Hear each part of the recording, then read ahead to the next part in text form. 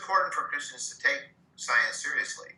It's a great tragedy that the majority of conservative Christians, and roughly half of the country, reject almost everything that science has discovered about our origins, from the Big Bang to the age of the Earth to evolution. And in place of those well-established scientific ideas, they've embraced a set of ideas that go all the way back even earlier than the 19th century, that the Earth is just a few thousand years old, that humans were contemporary with dinosaurs, and so on.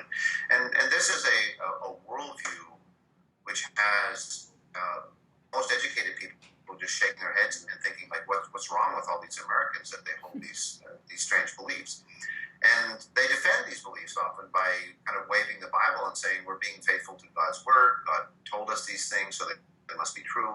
And this, of course, makes religious belief preposterous and unbelievable to people. And there are many, many people, and surveys show that millions of young people are leaving the church because they think it's anti-science, because they know that if they want intellectual credibility, they've got to get away from this way of thinking.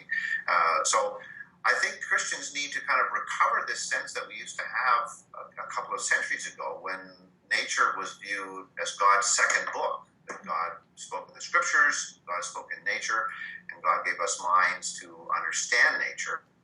All of the great pioneers of science, Kepler, Copernicus, Galileo, Newton, they were all Christians, and they all did their work within a Christian framework. Even Darwin did not become an atheist as a result of his work in evolution.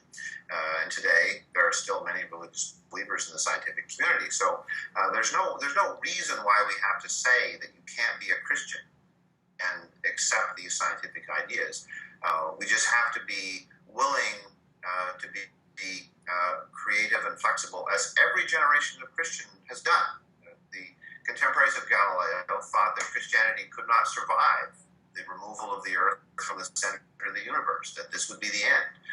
But Christianity survived and went on to greater things. People thought Christianity could not survive Darwin, and yet there are millions of Christians around the world, and most Catholics, for example, that have made their peace with evolution. So there's no reason why we have to kind of put our hands over our ears and our feet over our eyes and pretend that somehow we're just not going to let any of this knowledge in anywhere. I think we need to embrace it as Christians. We need to recognize that science is disclosing the world that God created.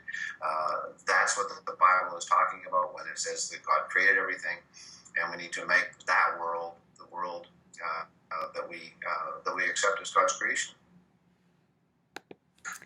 That was terrific. Okay. Excellent.